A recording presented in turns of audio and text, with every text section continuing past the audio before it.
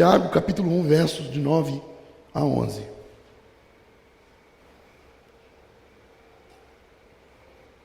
Irmãos, nós estamos entrando na quarta mensagem desse capítulo 1 da carta de Tiago. Hoje nós queremos falar a respeito da transitoriedade das circunstâncias terrenas. A transitoriedade das circunstâncias terrenas. O texto diz assim: o irmão, porém, de condição humilde, glorie-se na sua dignidade, e o rico na sua insignificância, porque ele passará como a flor da erva.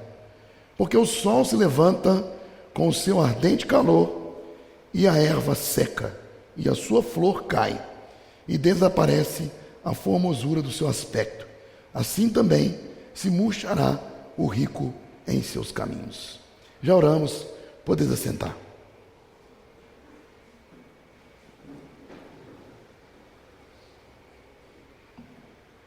A transitoriedade das circunstâncias terrenas.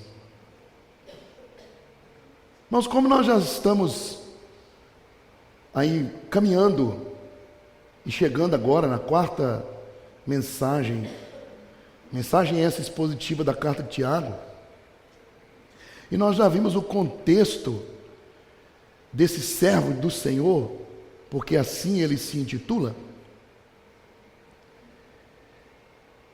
Ele está dirigindo a sua carta aos crentes que não somente estão passando por perseguição por causa do Evangelho, mas também a carta de Tiago, ela vai chegar até o seu destinatário, encontrando esses irmãos envolvidos numa instabilidade social. E dentro desse contexto, Tiago, ele vai encorajar os irmãos a viver uma fé prática, uma fé dinâmica. E por que não dizer, nas palavras do apóstolo Paulo, uma fé não fingida? Porque essas são as palavras que o apóstolo Paulo dirige a Tiago. Em sua segunda carta, ele vai falar a respeito desta fé autêntica de Tiago. Uma fé não fingida, ou seja, uma fé prática. E que, inclusive, irmãos, ela é muito importante para que não somente aqueles irmãos, mas também nós possamos viver essa fé num contexto de mudanças diárias. Eu me lembro que um tempo atrás eu falei com os irmãos que a nossa natureza, ela é como o tempo, que muda a todo momento. Anteontem, se não me engano, e aí me lembrando da irmã Marina, já é quinta-feira, passando rápido, né? Anteontem, se não me engano, de madrugada, estava fazendo 15 graus aqui. Aí levantou meio frio de manhã, e depois esquentou o sol e rachou. Nós não estamos mais aqui na região do país, vivendo o período da chuva, nós já chegamos no período da seca. Mas lá no Sudeste, eles estão vivenciando lá temperaturas de 16 a 17 graus durante o dia. A minha cunhada até brincou, mandando no grupo da família sobre como tomar banho de forma digital. Porque está tão frio que perde até a coragem de entrar debaixo d'água. Então, da mesma forma que o tempo muda a todo momento, esses cristãos aqui, e não somente eles, mas também nós, estamos vivendo em momentos onde as circunstâncias mudam a todo instante. Eu me lembro que quando eu tinha a idade dos meninos aqui, Ana Júlia, a Maria Isabel, Gustavo, meus pais iam no supermercado e os irmãos viveram isso aqui também. Iam no supermercado no final da manhã para comprar uma coisa, aí de repente precisou de voltar lá, o preço que comprou de manhã cedo não era mais o preço que comprou de tarde. A inflação era tão grande que o marcador de preço, ao chegar no final da gôndola, ele tinha que retornar de novo, remarcando o preço dos produtos. Nos idos de 85 até 92, aconteceu isso aqui no Brasil. Mudança brusca na economia. Da mesma maneira que aconteceu naquela época, está acontecendo nos nossos dias. Então Tiago vai chamar os seus leitores a viver uma fé firme, como nós vimos anteriormente. Inclusive esse texto, ou o trecho que lemos aqui do capítulo 1, ele vai tratar de uma realidade que acabamos de falar, que podemos chamar de uma realidade efêmera, ou seja, de pouca duração, nas posições sociais e materiais daquela época. Inclusive também envolvendo uma espiritualidade que precisava ser firme. Assim, Tiago, ele vai abordar aqui nesse trecho que lemos, a respeito das riquezas de uma pessoa e também da pobreza dessa mesma pessoa. E aí, quando nós olhamos para essa realidade, a primeira coisa que nós precisamos atentar aqui no versículo 9, o autor ele vai declarar: irmãos, ou o irmão, na verdade, o irmão, porém, de condição humilde, glorie-se ou deve se gloriar na sua dignidade. Esse versículo aqui, meus irmãos, ele parece introduzir um tópico diferente do que ele vai tratar no capítulo 1, verso 2. Ele vai dizer lá: meus irmãos, tende por motivo de toda alegria o passardes por várias provações. E aí, quando nós trazemos para o versículo 9, ele vai dizer: o irmão, porém, de condição humilde, glorie-se na sua dignidade. A ideia que o apóstolo tem em mente aqui é de sair de uma situação macro, ou seja, maior, para algo específico. E ele vai tratar a respeito de dois personagens aqui, dentro da mesma igreja, dentro da mesma comunidade. O irmão humilde, de sua condição humilde, ou seja, o crente pobre, e o crente rico. Ele vai dizer que o crente pobre, ele tem que se alegrar dentro da sua dignidade.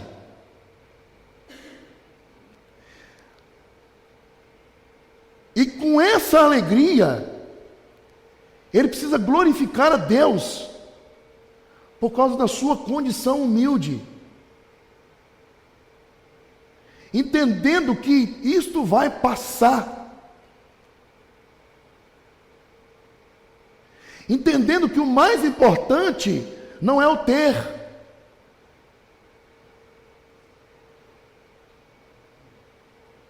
mas compreendendo que Deus nos chamou para ter uma visão ampliada daquilo que Ele tem preparado para nós. Como já falamos, a ideia que parece aqui ter estado na mente do apóstolo é que existe uma grande e importante prova de fé em qualquer reverso, nas circunstâncias existentes das nossas vidas. Acabamos de falar dessas mudanças que acontecem o tempo todo. E dentro dessas mudanças, nós seremos testados, mas precisamos ter a consciência de que essa realidade, ela é transitória, ela é passageira. Pois onde quer que ocorram mudanças nessas circunstâncias estas externas da nossa vida, a nossa fé, ela será posta à prova. E aqueles a quem Deus está pondo esta fé à prova, ele precisa perceber que Deus está atrás ou em busca de amadurecer a nossa fé, de produzir em nós uma fé dinâmica, de produzir em nós uma fé verdadeira, uma fé não fingida, uma fé não ligada às circunstâncias. A minha confiança em Deus, ela não pode estar ligada à minha condição social. Ele começa aqui falando primeiro do pobre, do irmão de condição humilde, dentro dessa mesma comunidade. Não é a condição social que deve nos conduzir a uma fé firme, a uma fé verdadeira, a uma fé não fingida, mas uma fé dinâmica e real. Entendendo que o Deus que me chamou, Ele me chamou para o reino de seu Filho, independente da minha circunstância social. Quando nós pegamos a carta que o apóstolo Paulo escreve, falando a respeito de um escravo fujão, de Onésimo, né? A carta de Paulo, ela é muito interessante, essa carta. Está lá um pouco antes, antes aqui de Tiago, né? A carta de Paulo a Filemon. Quando nós pegamos essa carta, irmãos, para ler, inclusive ela é muito pequena, são 20 versículos, nós estamos diante de um relato de duas situações sociais aqui. Uma está relatando aonde Paulo ele se dirige a um dono de escravos, um homem com posses, um crente com posses, e era dono de escravos. E Paulo, ele vai dizer aqui, ao seu amado Filemon, ele vai interceder por Onésimo. Está lá no versículo 8. Pois bem, ainda que eu sinta plena liberdade em Cristo para te ordenar o que convém, prefiro todavia solicitar em nome do amor, sendo o que sou, Paulo, o velho, e agora até prisioneiro de Cristo. Sim, verso 10, solicito-te em favor de meu filho Onésimo, aqui ó, deixou de ser escravo para ser tratado como filho, mas mesmo assim, Onésimo aqui é um escravo fujão. Paulo não está tratando aqui de uma liberdade de condição social, porque Onésimo ele é apresentado, devolvido a Filemon como um escravo.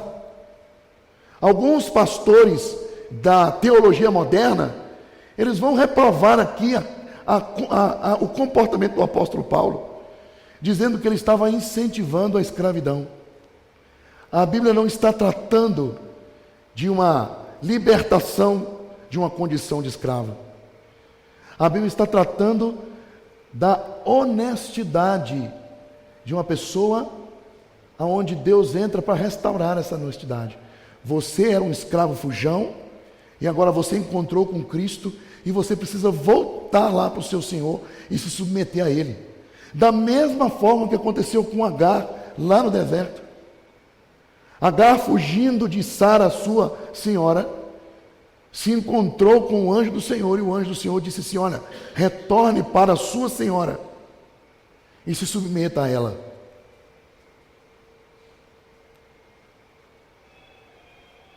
Ou seja, a nossa comunhão com Deus, a nossa espiritualidade, a saúde da nossa vida cristã, ela não está ligada à nossa condição social.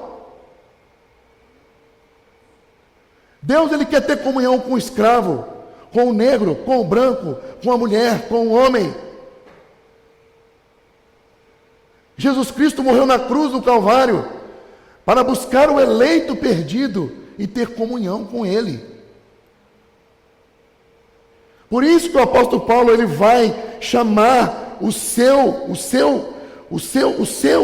na verdade o apóstolo Tiago vai chamar os seus leitores, especificamente ao crente humilde: esteja alegre na sua condição humilde.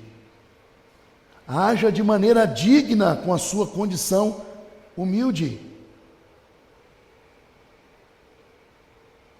Busque glorificar a Deus na situação em que você se encontra. Glorifique a Deus pelas conquistas que você tem ou não.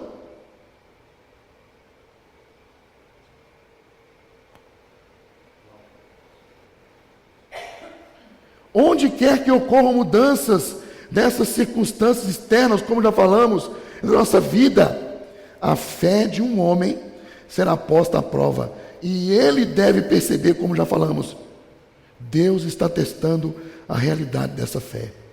Tiago declara, e já vimos isto aqui, ele vai dizer, sabendo que a aprovação da vossa fé, uma vez confirmada, ela deve produzir perseverança. Ora, a perseverança deve ter ação completa, para que sejais perfeitos e íntegros, e em nada deficientes. Nós vimos isso nos versículos de 3 a 4. Praticamente, acredito que foi a segunda mensagem. Então, o autor inicia esse verso identificando alguém que faz parte da comunidade. Aqui, quando ele se dirige ao irmão, o termo no grego aí é adelphos, é um irmão em Cristo, um irmão de condição humilde, e nessa condição ele deve se alegrar. Lucas, sendo boca de Cristo, ele vai declarar em Lucas 18, no capítulo 18, versos de 13 a 14, ele vai dizer: o publicano, estando em pé, longe, não ousava ainda levantar os olhos ao céu, mas batia no peito, dizendo: ó Deus, sê propício a mim, pecador. E Jesus dizendo: digo-vos que este desceu justificado para a sua casa, e não aquele, porque todo o que se exalta será humilhado, mas o que se humilha será exaltado. Quando João Calvino ele se debruça diante desse texto para estudar, para meditar nesse texto aqui de Lucas, ele vai dizer que a pobreza não diminui a honra de um crente, pois a sua verdadeira dignidade está em Cristo. Nós devemos glorificar a Deus com a nossa dignidade, e sendo pobres ou ricos. Deus vai tratar aqui tanto com o irmão de condição humilde, quanto aquele que possui posses. O cristão de condição humilde deve fixar os seus olhos na herança eterna e não na falta momentânea de bens que porventura ele almeje. Pois assim como nós devemos nos lembrar da nossa condição, ou quando somos lembrados da nossa condição, nós também devemos nos lembrar da herança que Cristo nos legou. Em Romanos 8,17, Paulo declara: ora, se somos filhos, somos também herdeiros, herdeiros de Deus, co-herdeiros com Cristo, e se com Ele sofremos, também com Ele seremos glorificados. Por isso, queridos, a nossa dignidade está em Cristo. Quando nós nos debruçamos diante de um texto como esse, meus irmãos, nós não podemos prender a nossa mente numa visão pobre, numa visão rasteira, numa visão reducionista, de que aquele que tem uma condição humilde, ele não pode buscar a melhorar de forma alguma. Agora, para entendermos melhor a importância de avaliarmos a nossa condição agora, para que depois, ao mudarmos para uma condição, a princípio, ou digamos que superior, ou até mesmo nobre, nós primeiro precisamos aprender a sermos humildes na nossa dignidade, de falta de recursos em abundância. Sabe de que forma? Quero dizer para os irmãos que o solteiro, ele deve levar a sua felicidade para o casamento e não buscar a felicidade no casamento. Porque se o solteiro não sabe ser feliz na sua solteirice, ele nunca vai conseguir ser feliz na sua vida de casado. A mesma coisa vale para o irmão, ou até mesmo para mim, que não tenho bens. Irmãos, quero dizer para os irmãos que nem uma casa hoje para morar eu tenho. Mas eu acredito que Deus vai me dar uma casa. Mas isso não pode perturbar a nossa vida, irmãos.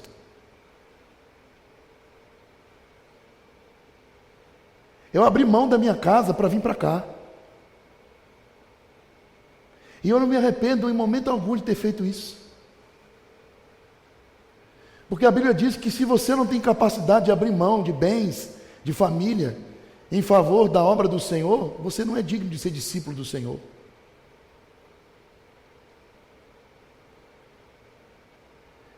Então, primeiro nós precisamos aprender a conviver com a nossa vida humilde, para depois o Senhor nos colocar num patamar mais elevado, se é que Ele vai fazer isso comigo, com você ou com todo mundo.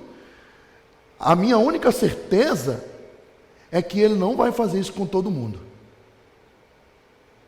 Eu não posso dizer de mim e até mesmo de você ou de nós. A única certeza que eu tenho é que Ele não vai fazer isso com todo mundo. Então, de igual forma, o solteiro precisa ser feliz na sua solteirice e levar a felicidade para o casamento. O caráter do crente humilde não pode mudar quando ele muda de condição social. É isso que Tiago quer tratar aqui nesse trecho. Ele está tratando primeiro com o pobre, com o humilde. Ele precisa servir a Deus na sua humildade. Ele precisa aprender a servir ao Senhor na sua pobreza. Ele precisa aprender isso.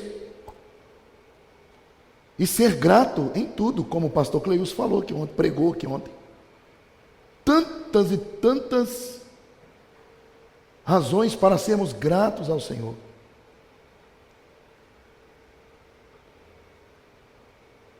Eu quero dizer para os irmãos que eu não sei o que é passar fome.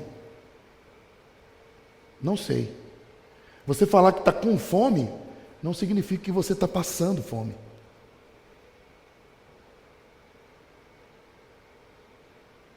Mas já aconteceu de eu estar no quartel de trabalho, de serviço, e não ter nada para comer no momento que eu tive fome.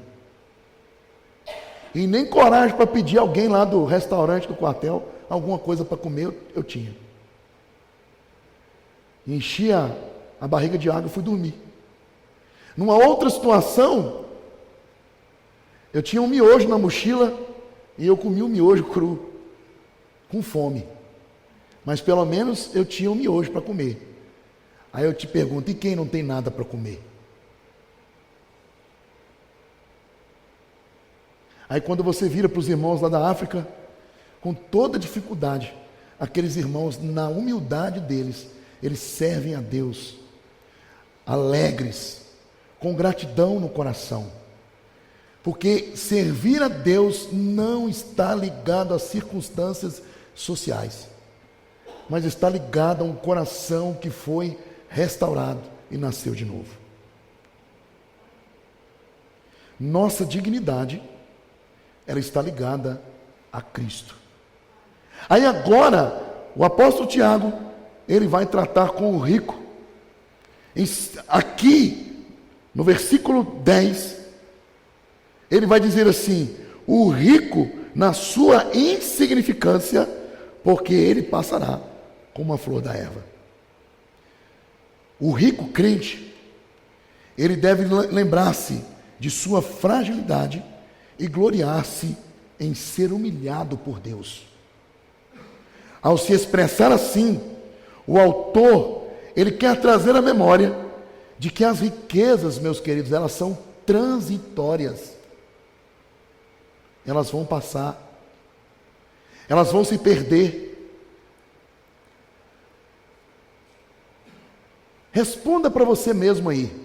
Em toda essa história que nós ouvimos falar a respeito dos sorteios aqui do Rondocap, ou da loteria mineira lá em Minas, da loteria de Rondônia, né? Ou da Mega Sena, em todo esse tempo que você mora aqui em Vilhena, pelo menos alguma notícia no jornal chegou para você, com nome e com tudo, falando assim, ó, esse aqui é o ganhador da Mega Sena? Você já viu isso? Agora, aqueles que ganharam o prêmio não viveram para usufruir do prêmio.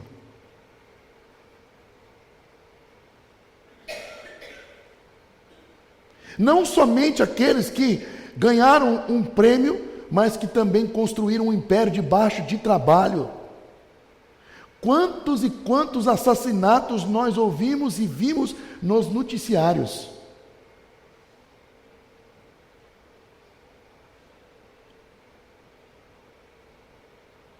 A açougueira chamada Matsunaga, né?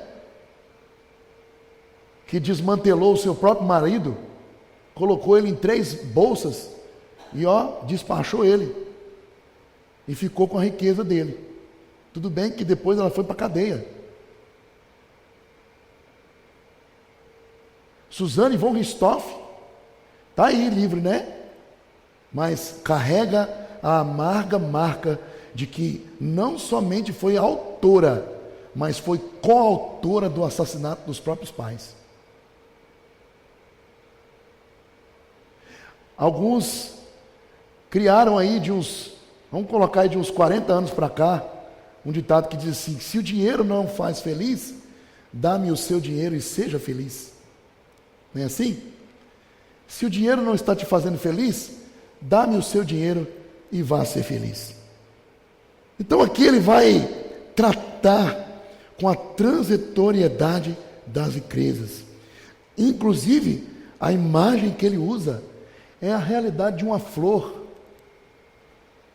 que nasce no apogeu da sua existência e quando sai o sol, ela seca e murcha. Ou seja, as riquezas de um homem são comparadas à fragilidade de uma flor, de uma planta no deserto, do orvalho da manhã, que cai pela madrugada, mas quando saem os primeiros raios de sol, já vai se dissipando.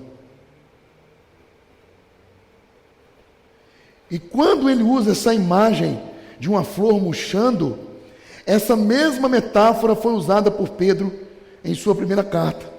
E ele vai dizer, 1 Pedro capítulo 1, verso 24, pois toda a carne é como a erva, e toda a sua glória como a flor da erva.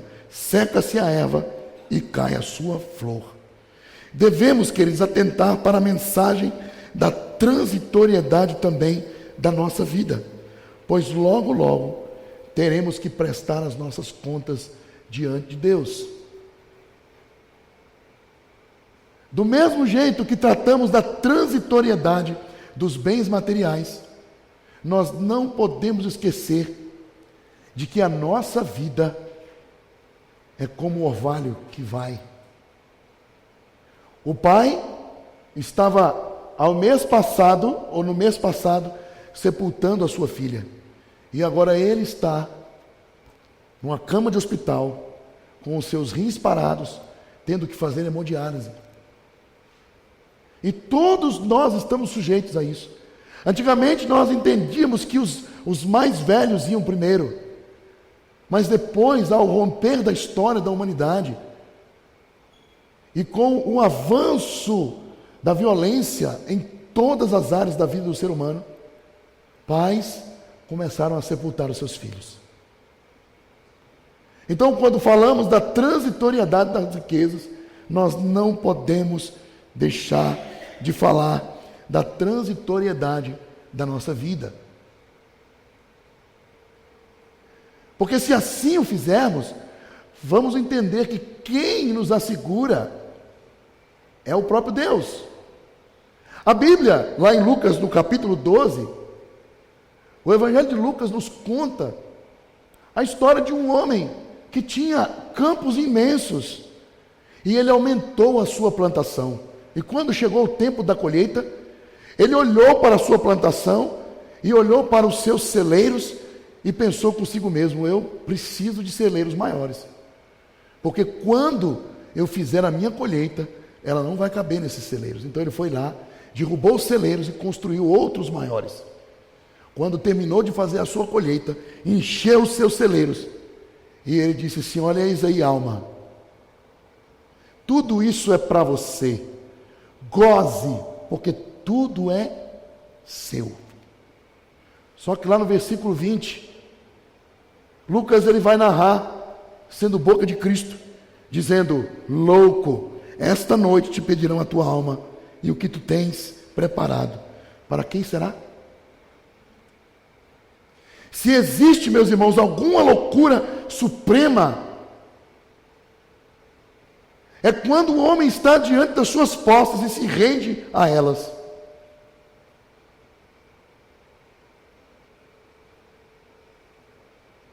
E vê nas suas posses a solução de seus problemas. Mas nós sabemos que isso não é verdade. Um senador mineiro, José de Alencar, inclusive ele foi dono de uma famosa marca de sandália que as irmãs aí conhecem. Ele foi dono da fábrica de sandálias Azaleia. Dentro do mandato presidencial, porque ele foi vice-presidente no segundo mandato do Lula, ele se viu diante de um câncer e ele usou todos os seus recursos, meus irmãos, para combater aquele câncer. E no final, ele foi vencido pela doença.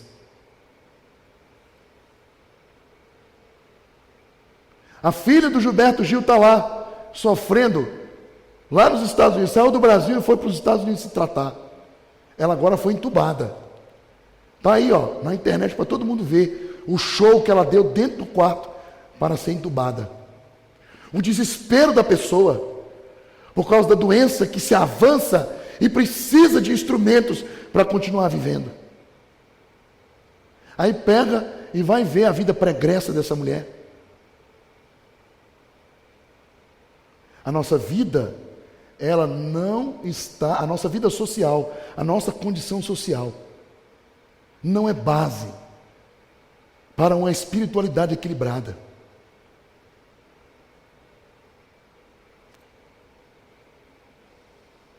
Como se as riquezas pudessem prolongar a vida ou evitar por um momento que seja a aproximação da dor e da morte. O autor aqui do Evangelho de Lucas, ele vai dizer: esta noite, se esta noite o Senhor te pedir conta da sua alma, o que será de ti e das coisas que você tem? Será para quem?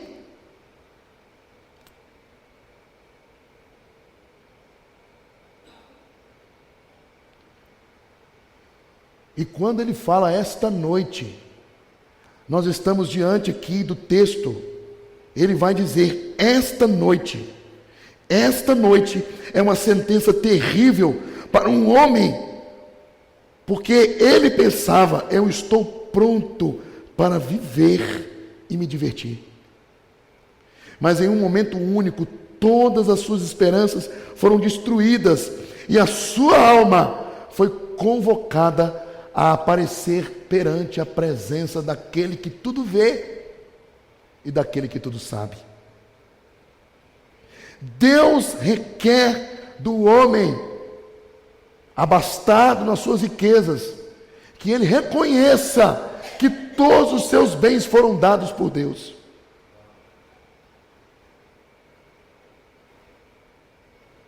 Então, o único motivo verdadeiro de alegria para o rico é quando ele experimenta o abatimento que Deus coloca sobre ele.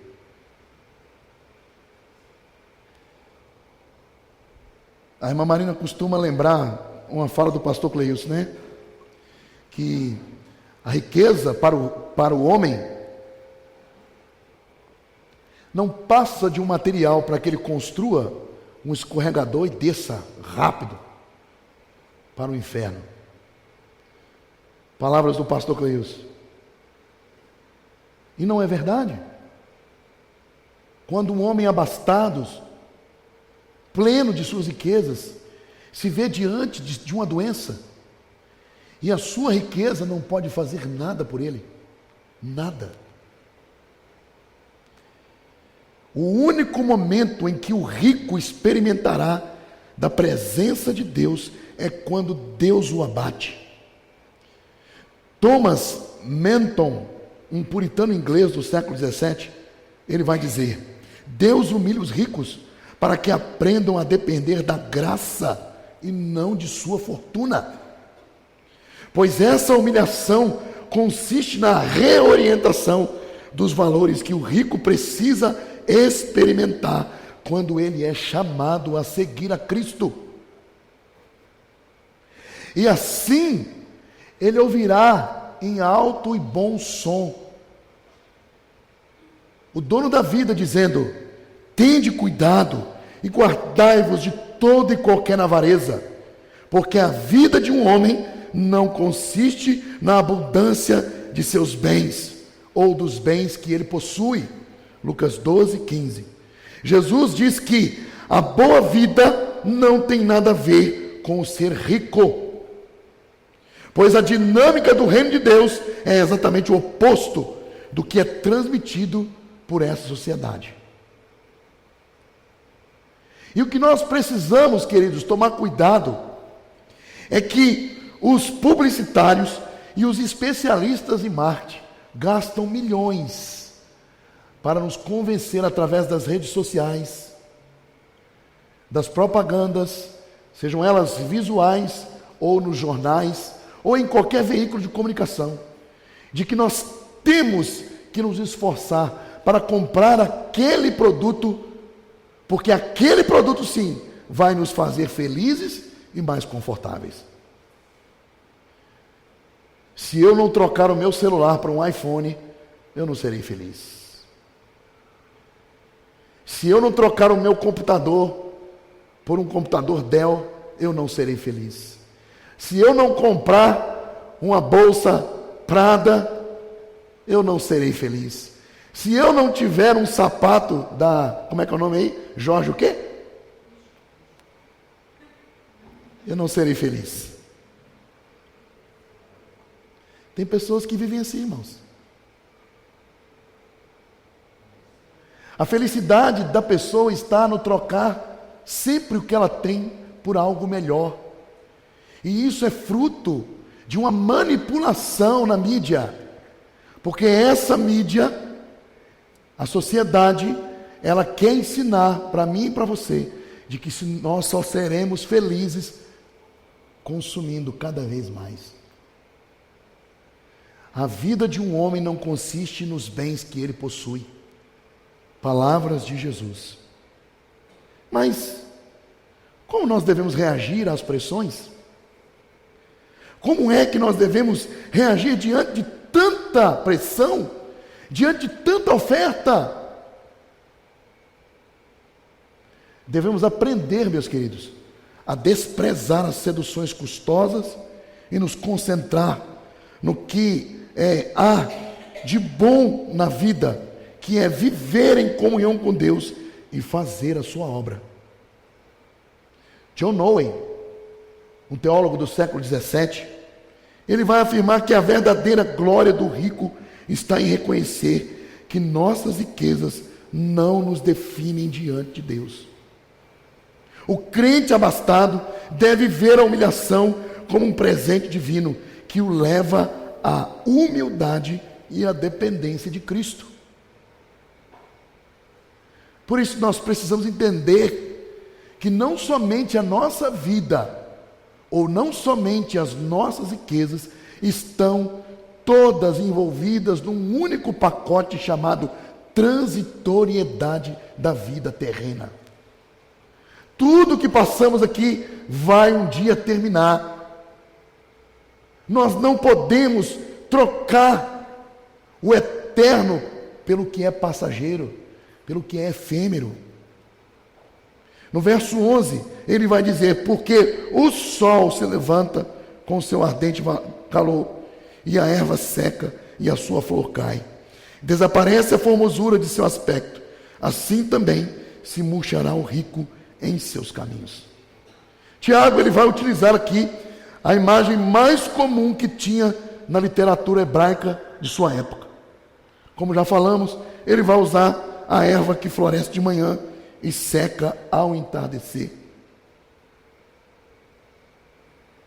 Semelhante a isto, nós podemos olhar para as palavras do poeta, no Salmo 103, versos 15 a 16, ele vai dizer: quanto ao homem, os seus dias são como a relva, como a flor do campo, assim ele floresce, pois soprando nela o vento desaparece, e não conhecerá, daí em diante, o seu lugar. Quando o vento do entardecer da nossa vida soprar, nós não saberemos mais nem qual era o nosso lugar. Essa imagem enfatiza a fragilidade da vida, em especial da confiança nas riquezas. Por isso, meus queridos, nós somos convocados a aprender com Tiago que a vida é um sopro passageiro. Pois assim ele crê, como o Salmo 39, verso 5, o autor afirma: com efeito, passa o homem como uma sombra, em vão se inquieta, amontoa tesouros e não sabe nem quem ficará com esses tesouros. Imaginemos, passamos toda a nossa vida ajuntando riquezas, vamos morrer e nós não sabemos nem com quem vai ficar o tesouro que nós nos ajuntamos. Porque na maioria das vezes, quando os pais ou os progenitores morrem, os filhos brigam por causa da herança. No mercado imobiliário, quando o corretor vai tratar acerca do inventário, porque o profissional da corretagem também é habilitado para fazer inventário, uma das coisas que mais desune a família é a palavra chamada inventário. Porque eu quero saber qual é a parte que me cabe. Até do ente o ente querido que foi, já não se lembram mais. O que eu quero é a parte que me cabe. Todos nós precisamos entender que a nossa vida é um sopro. E o Senhor nos chama a viver debaixo de sua dependência. E vivendo debaixo da dependência de Deus, nós precisamos nos lembrar da realidade que Asaf viveu. O Salmo 73 vai denunciar aí a vida perturbadora que Asaf estava vivendo. Olhando para o rico, ele se perturbou. Mas o texto diz que quando ele entra na presença de Deus, e o texto fala que quando ele entra no templo, e ele contempla a presença de Deus, lá nos versos 17 e 18, o salmista vai dizer: até que entrei no santuário de Deus, e atinei com o fim deles. Com o fim de quem? O fim dos ricos. E ele está falando aqui dos ricos ímpios. Mas aí ele vai dizer: tu certamente os põe em lugares escorregadios e os fazes cair na destruição. Esse texto de Tiago, aqui que lemos, o verso 11, termina dizendo que o rico murchará em seus caminhos, ou seja, nos seus próprios projetos e na sua autoconfiança. O autor expõe a vaidade dos conselhos humanos e em muitas das vezes esses mesmos conselhos afundam estes seres humanos que se apoiam em seus próprios conselhos. O salmista vai dizer que bem-aventurado é o homem que não confia na força do seu próprio braço, mas faz do Senhor a sua confiança. O autor expõe a vaidade dos conselhos humanos que muitas das vezes se fundam não na vontade de Deus, ou se fundamentam não na vontade de Deus, mas no orgulho de seus corações. Por isso, há aqui uma advertência. Precisamos viver sempre entendendo que Deus é Deus presente e é Ele que governa as ações da nossa vida. Por mais que façamos projetos, sendo de uma condição humilde ou de uma condição abastada, precisamos depender do Senhor. Precisamos buscar de Deus as nossas decisões. Precisamos glorificar a Deus com a nossa condição humilde.